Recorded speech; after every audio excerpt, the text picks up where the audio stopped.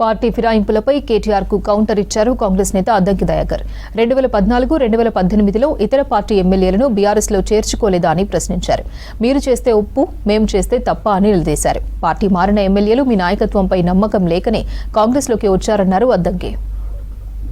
ఫిరాయింపులనేవి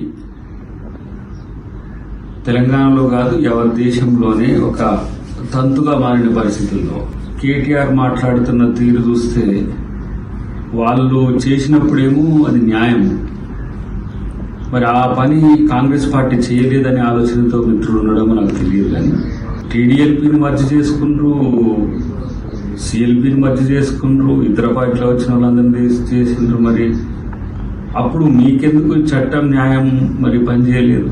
చట్టపరమైన న్యాయపరమైన అంశాల్లో కాంగ్రెస్ ప్రభుత్వం ఏదైనా ధీటుగా ఎదుర్కోగలదు, ఒక అంశం.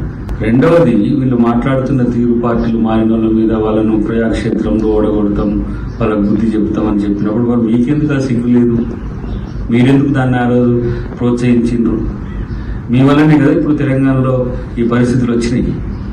కాబట్టి రాజకీయాల్లో మీకో న్యాయం, ఇంకొకరికి ఇంకో న్యాయం అనే పరిస్థితిలో ఉండదు. డెఫినెట్ గా కాంగ్రెస్ పార్టీ మీరు కాపాడుకోలేకుండా పోతున్న నాయకులను ఈరోజు మేము తీసుకోవాల్సిన పరిస్థితి వచ్చింది. రెండవది, ఆపుకోవడానికో లేకపోతే ఆపడానికో మీరు చేస్తున్న ప్రయత్నాలు చూస్తుంటే నవ్వు వస్తున్నాయి. ఇప్పటికైనా రాజకీయాల్లో సరైన పద్ధతిని ఎంచుకోవడంలో బీఆర్ఎస్ ఫెయిల్ అవుతుందనేది నా యొక్క భావన.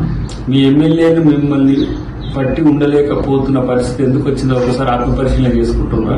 ఒక్కరోజు వచ్చి అసెంబ్లీలో కూర్చుంటే ఇతర నాయకులందరూ కూడా మిమ్మల్ని ఫాలో అవుతారు అనుకుంటున్నారా? కేసీఆర్, కేటీఆర్, హరీష్ రావు తప్పితే టీఆర్ఎస్ లో ఏముందని నేరుగా మీ ఎమ్మెల్యేలే చాటుమాటుగా చెవుగొట్టుకుంటున్న పరిస్థితి. మీరు కూల్చుతామని అంటే మేము కాంగ్రెస్ ప్రభుత్వం నిలబెడతాం అని చెప్పి ఎమ్మెల్యేలు వస్తున్న పరిస్థితిని గమనించాల్సిన అవసరం ఉంది. రాజ్యాంగబద్ధంగా, చట్టబద్ధంగా కాంగ్రెస్ పార్టీ ఎప్పుడు కూడా దేనికైనా కట్టుబడి ఉంటుంది. తెలంగాణ ఇచ్చిన కాంగ్రెస్ పార్టీనే కుమ్మేయాలని, కాంగ్రెస్ పార్టీనే కమ్మేయాలని, కాంగ్రెస్ పార్టీనే మొత్తం ఈ రాష్ట్రంలో, దేశంలో లేకుండా చేయాలని చేసే కుట్రలు ప్రజలందరూ గమనించారు. కాబట్టి కాంగ్రెస్ కు పట్టం కట్టిండ్రు. ప్రజాస్వామ్యయుతంగా ఏ సమస్య వచ్చినా ప్రభుత్వం ఎదుర్కోవడానికి సిద్ధంగా